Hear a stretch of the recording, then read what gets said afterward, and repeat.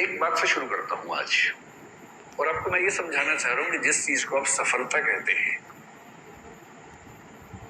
अंग्रेजी में क्या बोलेंगे इसको, सक्सेस। तो जिस चीज को हम सक्सेस कहते हैं वो सक्सेस, ये अभी डिस्कस नहीं करेंगे कि क्या है सक्सेस, इसमें भी बहुत सारी कहानियां होती है। ऐसा तो नहीं कि जिस सक्सेस के पीछे हम भाग रहे हैं वो हासिल करने के बाद समझ में आए कि ये तो वो है ही नहीं जिसके चक्कर में आए थे। ऐसा भी होता जीवन में। अभी आप छोटे हैं, धीरे धीरे इन बातों को समझेंगे। अभी आपने शायद एक स्तर पे देखा होगा कि किसी व्यक्ति के पीछे भागे बहुत दूर तक, दुर्भाग्य से उसने हाँ कर दी। आप सोचेंगे दुर्भाग्य से क्यों हाँ कर दी? हाँ तो सौभाग्य से होती है, कई बार दुर्भाग्य से होती है। कभी कभी किसी व्यक्ति का ना मिलना बेहतर होता है, क्योंकि दरअसल वो आपके लिए है नहीं, ना आप उसके लिए सूटेबल नहीं है।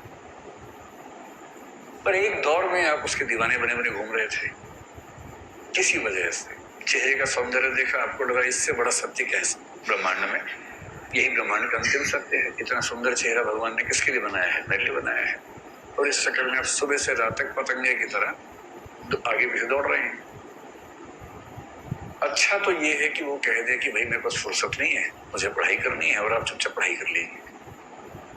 पर किसी किसी दुर्भाग्य होता है, हाँ हो जाती है। और हाँ होना तो ठीक है। हिंदी साहित्य में बहुत रोचक कुछ लोगों ने उपन्यास लिखे। एक लेखक ने कहा, देखिए आप हिंदी फिल्में देखेंगे, हिंदी की फिल्में आमतौर पर स्ट्रगल क्या है कि जो नायक है, हीरो है, वो हीरोइन को प्राप्त करना चाहता है, और विलन के तौर पे आमतौर पे हीरोइन के पिता और भाई ही रहते हैं। कभी कभी कोई थर्ड पर्सन भी होता है जो प्रेम त्रिकोण का तीसरा कोण बनना चाह रहा है, ऐसा भी होता है। कभी कभी भाई या पिता वो नाराज हैं, ऐसा होता है। और पूरी स्ट्रगल ये है कि कैसे वो उनको कन्विंस करे। अगर फिल्म इमोशनल है तो वो अपनी होने वाली पत्नी के पिता को कन्विंस करने के लिए गांव में जाएगा, खेत में रहेगा, साथ में काम करेगा सारे, और फिर वो कौन सी फिल्म थी, रमैया बस्ता भैया, ये तो मैंने देखी ही नहीं। मैं तो दिल वाले फीलिंग से बोल रहा था। DDLJ देखी आप लोगों ने? वही है ना, इसमें शाहरुख खान, काजोल, अमरीश पुरी। हाँ, उसमें पूरी ताकत लगाई कि मैं किसी तरह से इसके पापा की सहमति बना लूं, उसके बाद विवाह करूं, और उसने बना ली। अंत में मतलब वो ट्रेन पे है, सिमरन खड़ी है, और तब अंततः उसके पापा का हृदय परिवर्तन हुआ और पापा ने कहा, जा सिमरन जा, जी ले अपनी जिंदगी, है ना। इससे क्या होता है, इमोशंस बहुत हमारे ओवर पावर करते हैं कि परिवार भी बच गया, रिश्ता भी बच गया। इससे अच्छा क्या है? विन विन है, परिवार भी, रिश्ता भी। लेकिन ऐसे पापा फिल्मों में ज्यादा होते हैं, ऐसे पापा समाज में कम है। समाज में पापा बोलते हैं, आ सिमरन आ, घर के अंदर बैठ जा शांति से, ड्रामा मत कर ज्यादा। तो लेकिन एक उपन्यासकार ने बड़ी अच्छी बात कही। उसने कहा कि कहानियां पढ़ के लगता है कि सारी स्ट्रगल विवाह तक की है, और हिंदी की फिल्मों का, अधिकांश फिल्मों का जो अंतिम दृश्य होता है उसमें हीरो हीरोइन की शादी हो रही होती है, मंडप सजा होता है, फूल बरसाए जा रहे होते हैं, और उसके बाद द एंड लिखा हुआ आता है। जबकि वो द एंड नहीं है, वो द बिगिनिंग है। क्राइसिस तो अब शुरू हुआ है, ये क्राइसिस नहीं है, इंटरवल है, 2-4 महीने का इंटरवल है जब चीजें ठीक लगती हैं। उसके बाद का जो क्राइसिस है, बड़ा क्राइसिस है। किसी एक व्यक्ति के साथ 24 घंटे रहना, उसकी बहुत सारी आदतें जो आपको नहीं अच्छी लगती, आपकी बहुत सारी हरकतें, आदतें जो उसे नहीं अच्छी लगती हैं, एडजस्ट करना। कभी कभी मन विद्रोह करता है, झगड़ा करता है, मन करता है कि इसके साथ रहने के लिए मैंने इतनी स्ट्रगल की, अपने घर से झगड़ा किया।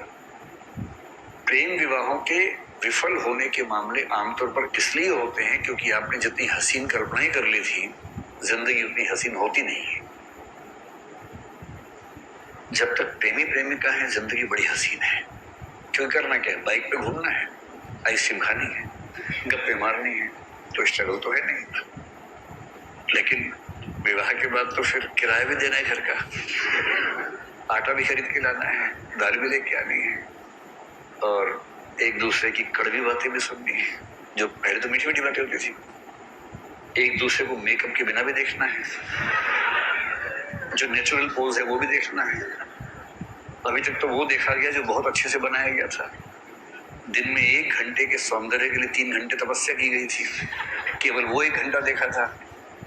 अब तो बिना पानी बिना धूप वो जो मूल रूप है, अब तो वो भी सामने आएगा। मेरी भी लव मैरिज है। तो मतलब जब कोई व्यक्ति कहे तो कुछ हिस्सा तो अपने अनुभव से आता ही होगा उसका।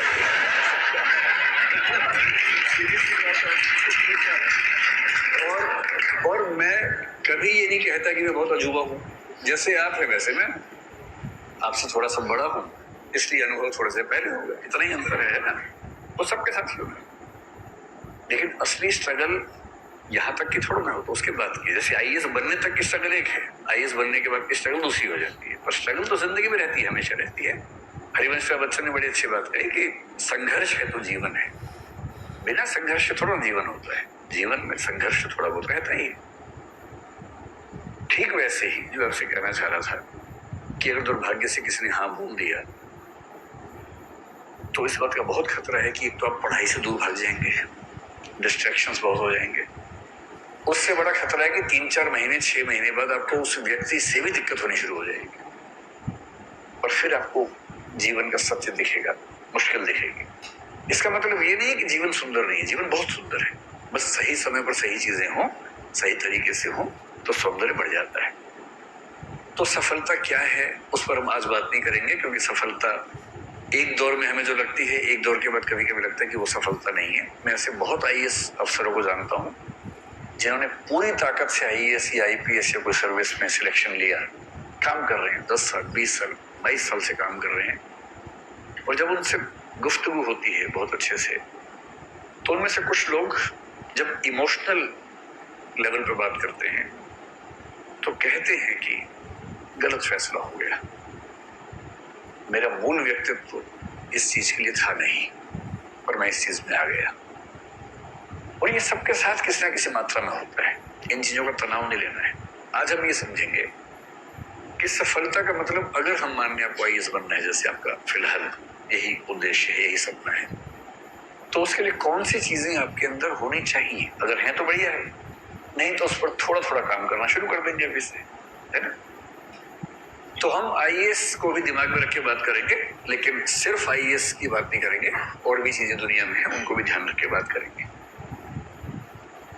एक क्षमता होती है जिसको बोलते हैं आईक्यू। सुना आपने क्या होता है? ये आईक्यू नहीं है, आईक्यू है ना, ठीक है। आईक्यू, इसकी फुल फॉर्म क्या होती है? Intelligence quotient.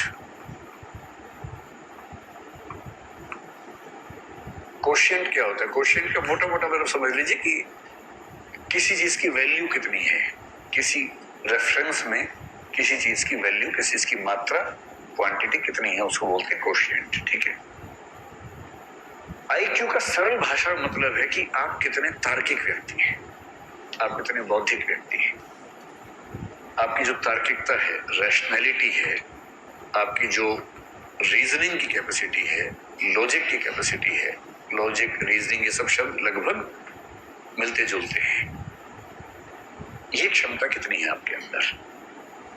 और दुनिया के इतिहास में ऐसा कई लोगों ने माना कि सबसे सफल व्यक्ति वही है जिसके अंदर तार्किक क्षमताएं ज्यादा है।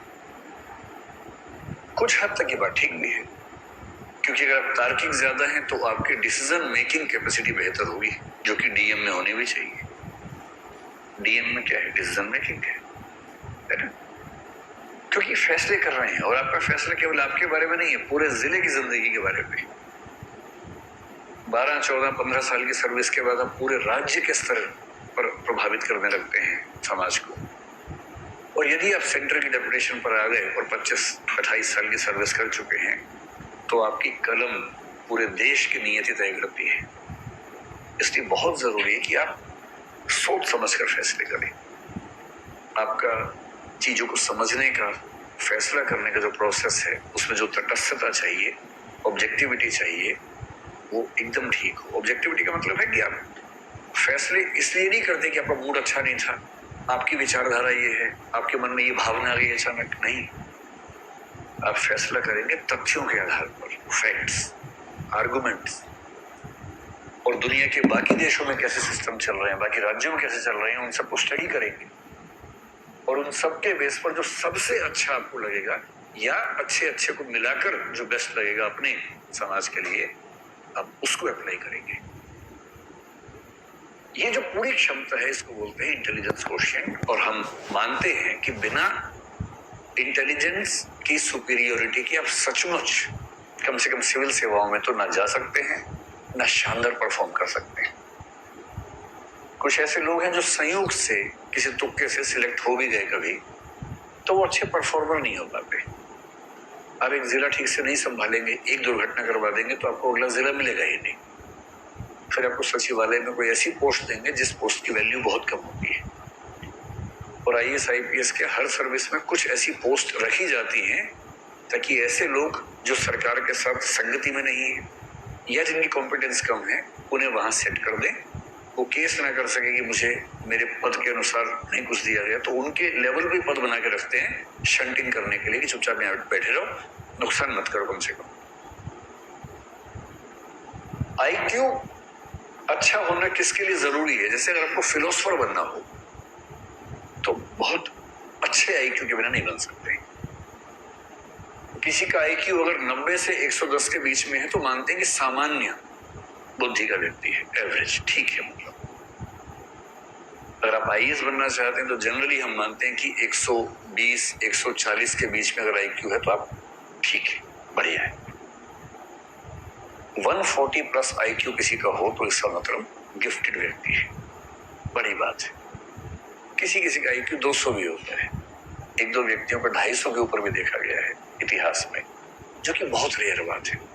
ये वही व्यक्ति हैं जो 5 साल की उम्र में 12वीं क्लास पास कर ली, 8वीं क्लास में किसी यूनिवर्सिटी में PhD कर रहे हैं, मतलब 8 साल की उम्र में, 9 साल की उम्र में। कभी सुना है आपने ऐसा? ये वो बच्चे हैं कि 8-9 साल की उम्र में उनके दिमाग का इतना विकास हो चुका है कि जैसे एक बच्चे की कहानी में पढ़ रहा था, शायद अमेरिका यूरोप में किसी देश में था वो बच्चा, तो उसकी उम्र थी शायद 5-6 साल के आसपास। तो अपनी उम्र के हिसाब से जो क्लास होती है पहली दूसरी क्लास में बैठा हुआ था। सब बच्चे पढ़ रहे हैं, मैडम के साथ गाना गा रहे हैं एकदम, मैडम कह रहे टी से टोमेटो, सब बोले टोमेटो, ये सो रहा है आराम से। टीचर ने उसको बड़ा समझाया, पुचकारा, धमकाया कि भाई क्लास में पार्टिसिपेट करो, ये करता ही नहीं था। हालत ये हो गई कि स्कूल ने कहा कि भाई ये चल नहीं पाएगा। ये तो एडिसन के साथ भी ऐसा ही हुआ था। और बाद में जब टेस्ट किया उस बच्चे का IQ निकला 200 के आसपास, और तब पता लगा कि उस बच्चे का मेंटल लेवल 10वीं क्लास का हो चुका था। बिठाया था पहली क्लास में, अब अगर टी टोमेटो, उसका दिमाग जोमेटो भी सीख चुका है। जैसे उसको 10वीं क्लास में भेजा, मतलब वो 1 साल का क्लास जो है वो 1 महीने में आराम से कर लेता था। 8-10 साल की उम्र में यूनिवर्सिटी में चला गया, 12-15 में प्रोफेसर बन गया। अब है ऐसा IQ तो क्या करें, किसी किसी का होता है। और IQ में दिक्कत ये कि IQ हमारे चाहने से नहीं बढ़ेगा। IQ में बड़ी मात्रा इस बात की है कि आपको जेनेटिकली, बायोलॉजिकली कितना IQ मिला है। हाँ, एक रेंज के अंदर थोड़ा बहुत हम कोशिश से बढ़ा सकते हैं, लेकिन अभूतपूर्व परिवर्तन उसमें करना चाहें, आमूलचूल बदलाव करना चाहें तो नहीं कर सकते। तो अगर आपको मैथमेटिशियन बनना हो, जैसे रामानुजम का नाम आपने सुना होगा, है ना, तो रामानुजम होने की शर्त है कि आपका IQ बहुत ही खतरनाक स्तर पे होना चाहिए। बड़ा साइंटिस्ट बनना हो APJ अब्दुल कलाम जैसा, तो आपका IQ बहुत खतरनाक होना चाहिए। या न्यूटन या आइंस्टीन बनना हो तो IQ चाहिए बहुत ही खतरनाक। फिलोसोफर बनना हो बहुत खतरनाक, जैसे हम भारत में शंकराचार्य का जिक्र करते हैं, 32 साल की उम्र में उनकी मृत्यु हो गई, जितने में एटम खत्म नहीं होते लोगों के। और ऐसी फिलोसफी देखे गए हैं कि मतलब 1500 साल होने वाले हैं, कोई हिला नहीं पा रहा अब तक। 32 साल की उम्र में जिस व्यक्ति की मृत्यु हो गई, IQ कितना रहा होगा? उस समय IQ टेस्ट नहीं होते थे, सीधी सी बात है। होता तो मेरा ख्याल है कि 200-250 का मामला रहा होगा उनका। जब IQ बहुत तेज होता है ना, आप इतना तार्किक सोचते हैं, इतना दूर का सोचते हैं, इतना तेज सोचते हैं कि फिर आपके साथ काम करने में सबको मजा आता है। और पीएम क्यों नहीं चाहेगा कि उनके पास ऐसा एक चीफ सेक्रेटरी हो या ऐसा कैबिनेट सेक्रेटरी हो जिसका आईक्यू बहुत शार्प हो, बात कहने से पहले समझ जाता हो, बात पूरी होते होते सॉल्यूशन सामने लाके दे देता हो। ये सॉल्यूशन है इस चीज का। पीएम कह रहे हैं कि मैं 4 फैक्टर सोच पा रहा हूँ, नहीं सर 18 फैक्टर्स हैं, ये 18 फैक्टर्स हैं, इनके बीच में ये मैट्रिक्स है, ये सॉल्यूशन बेस्ट है। और पीएम गदगद है कि वाह यार क्या आदमी। तो एक चीज सफलता में आईक्यू है, तो एक पक्ष तो ये हो गया। अब आईक्यू से अगर आगे निकलें और देखें कि कौन सी दूसरी चीज है जिस पर आपको गौर करना है, और वो चीज जिसको आप अपने हिसाब से मैनेज कर सकते हैं। एक शब्द आपने सुना होगा, इमोशनल इंटेलिजेंस। कुछ लोग इसको ईक्यू भी आजकल कहने लग गए हैं। इमोशनल इंटेलिजेंस या इमोशनल कोशिएंट, ये क्या चीज होती है? कभी आपने इस पर गौर किया है? और ये चीज आपके पाठ्यक्रम में भी है, यूपीएससी में मुझे ही पढ़ाना होता है, वो वाला टॉपिक एथिक्स में आता है। और जो दूसरी चीज है उसको बोलते हैं इमोशनल इंटेलिजेंस, और कुछ लोग इसके लिए एक शब्द करते हैं इमोशनल कोशिएंट। इमोशनल कोशिएंट सुन के कुछ लोग सोचते हैं कि जो जितना ज्यादा इमोशनल है उसमें उतना ज्यादा इमोशनल कोशिएंट है। ऐसा बिल्कुल नहीं है, हरगिज नहीं है। इसलिए अगर आप बहुत इमोशनल हैं और आपकी पलकों पर हमेशा आंसू तैयार रहते हैं, तो इसका मतलब है कि आपका इमोशनल इंटेलिजेंस का लेवल कम है, न कि ज्यादा है। तो लेकिन इस बात से रोना नहीं है, कहीं इसी बात से रोना शुरू कर देना है ना। मैंने सिर्फ ये बताया कि वैसा नहीं होना है, इसका मतलब समझ लें, इसका मतलब क्या है। आप में से कितने ऐसे बच्चे हैं जो मतलब जरा सा कुछ हो और खटाक से आंसू निकलने लग जाते हैं? हाथ खड़ा करो, शर्मा मत, शर्माने का कोई मामला है नहीं। बहुत बढ़िया। मुझे खुशी ये हुई कि 5-6 लड़कों ने भी हाथ खड़ा किया, वरना हमारे समाज में एक मान्यता है कि रोने पर एकाधिकार लड़कियों का है और नहीं रोने पर मर्दों का है।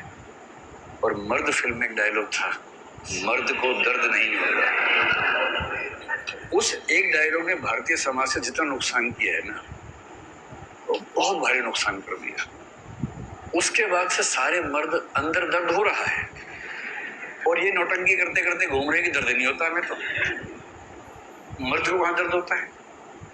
कल मुझे एक वरिष्ठ महिला से बात हो रही थी, उनकी उम्र 60 साल के आसपास है, कहीं मैं गया हुआ था, वहां वो भी थी। तो उन्होंने मुझे बताया कि जो मेरा बेटा है वो आपका बहुत बड़ा प्रशंसक है। मैंने कहा जी शुक्रिया। तो आज वो उसे